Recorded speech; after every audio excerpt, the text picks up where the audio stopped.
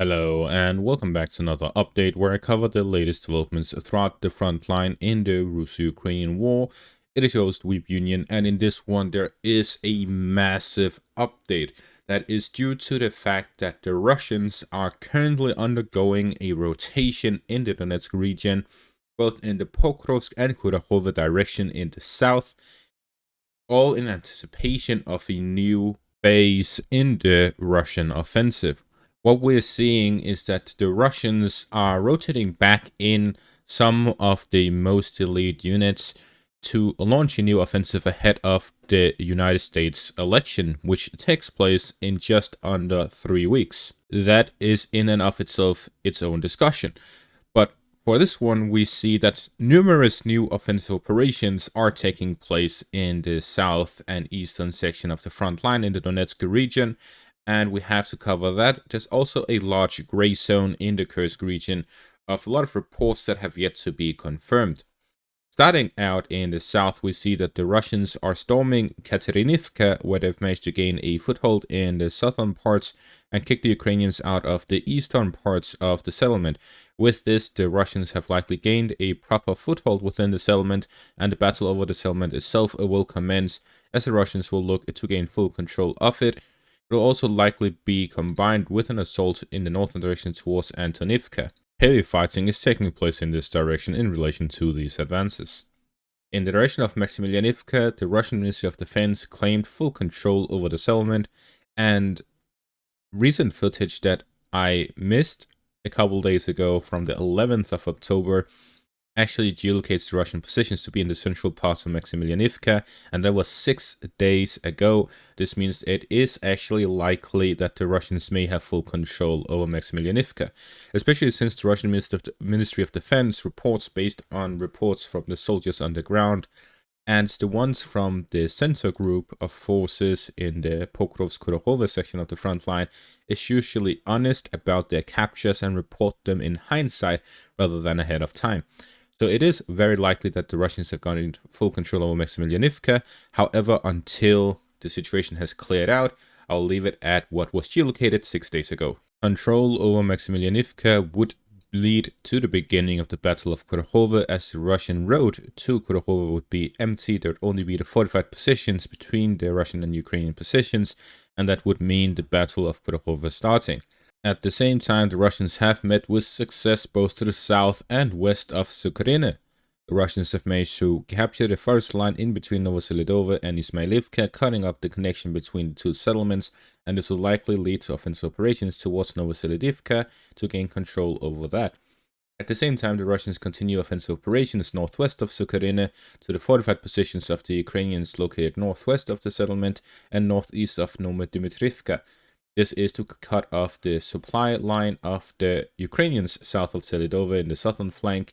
We see fighting taking place by the railway area south of Selidovo, where the Russians and the Ukrainians are clashing against each other in head-on battles, and the Russians are storming the fortified positions of the Ukrainians here along the road. Heavy fighting continues in this direction north of Kursk, east of it, and south of it in the direction of Volodar. There's reports that the Russians are also rotating here in the northern direction near Novhrodivka and Hrodivka in anticipation of the fighting near Pokrovsk. According to this Reuters article about a Ukrainian coal mine here near Pokrovsk, there's reports of the coal mine north of Udashne, here west of Pokrovsk.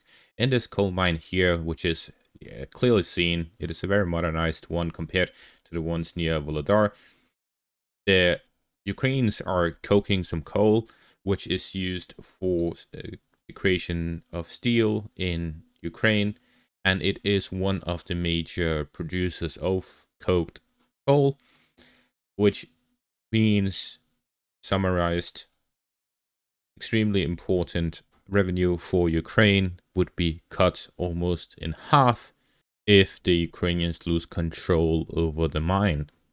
So the Russians could have that as an objective. The steel industry is the second largest source of revenue for the Ukrainian state this year.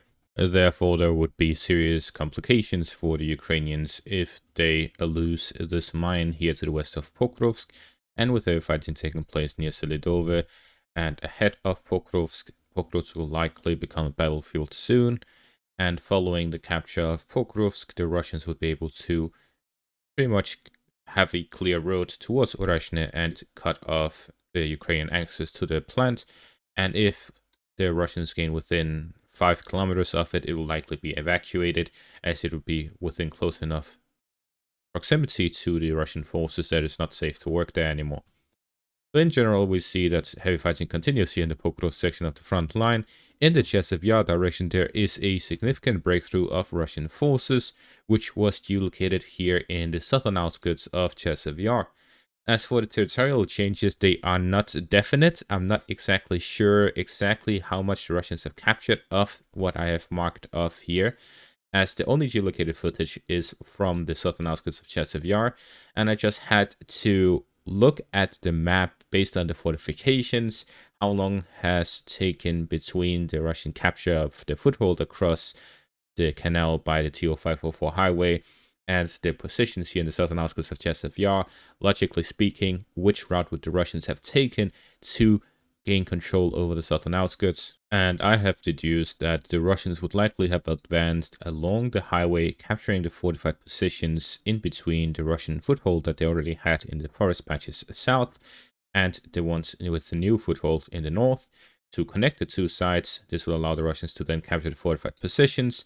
And if they've been doing a lot of positional fighting since their capture of the foothold here since last month, it would make sense that they'll be able to reach the highway here as well.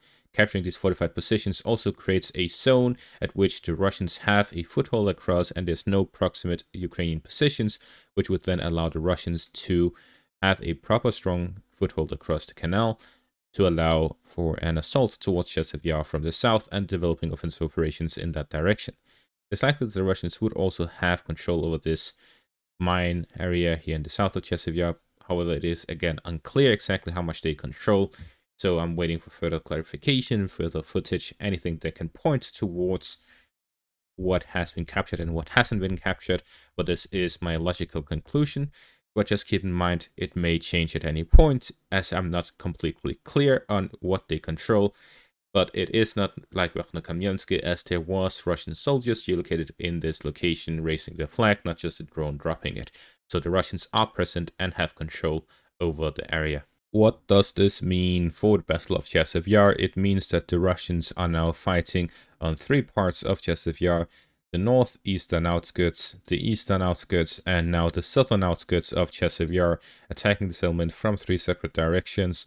These are 3 separate assault groups: the northern part to gain control over the railway area and to gain a foothold in the northern parts of Chasiv Yar, the eastern one to gain control over the eastern parts, and the southern one to gain control over the southern parts to then develop offensive operations towards Krasnohorivka, towards the Pushki, capturing several settlements and fortified positions along the southern flank of Chasiv Yar to then cut the supplies to the settlement. All in all, we can conclude that the current situation is that the Ukrainian positions in Chasiv Yar are significantly deteriorating with the recent advances by the Russians, and this puts the Ukrainians in a difficult position within the settlement to deal with the Russian advances in and towards the settlement from the 3 separate directions.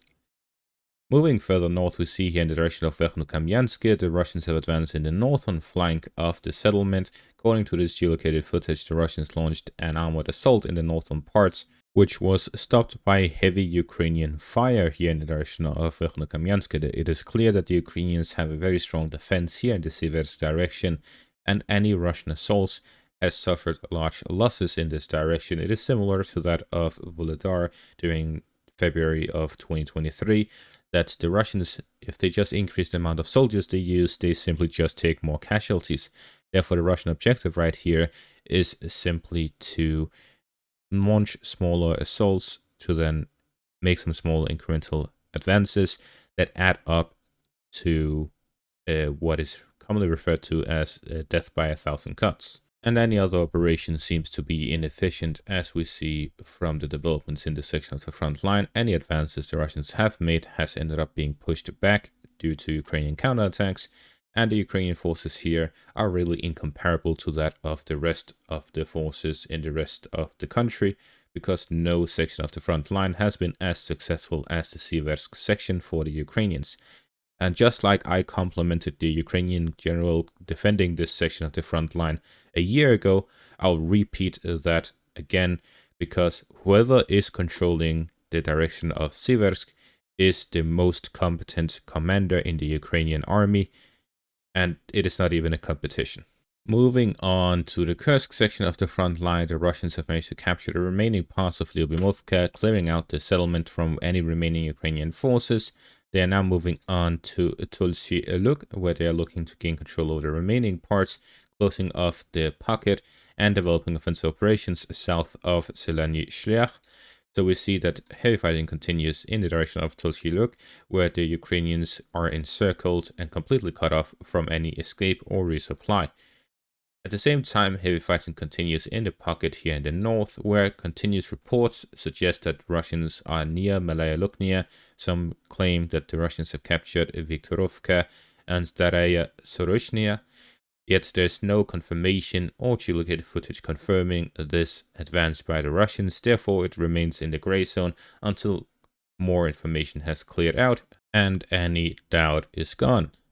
So far, the fact is, the Russians have captured Lyubimovka. They are continuing their encirclement efforts and capturing the remaining parts of the settlements, securing the front line to then develop it further.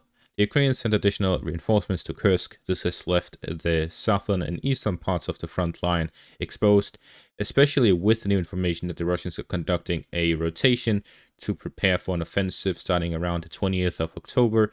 Based on that information, it is clear that the Kursk counteroffensive by the Russians is simply a distraction from what is happening in the south and the east to relocate Ukrainian forces and reserves for their offensive in the south and the east to be more successful and decisive. It is likely that the Russians are looking to step up their efforts ahead of the United States election, and I'll make a members video on why that is. And that is going to be all for this update. Thank you all for watching. Make sure to leave a like, subscribe, check out my YouTube membership and Patreon for additional content. Thank you all for watching and have a great day.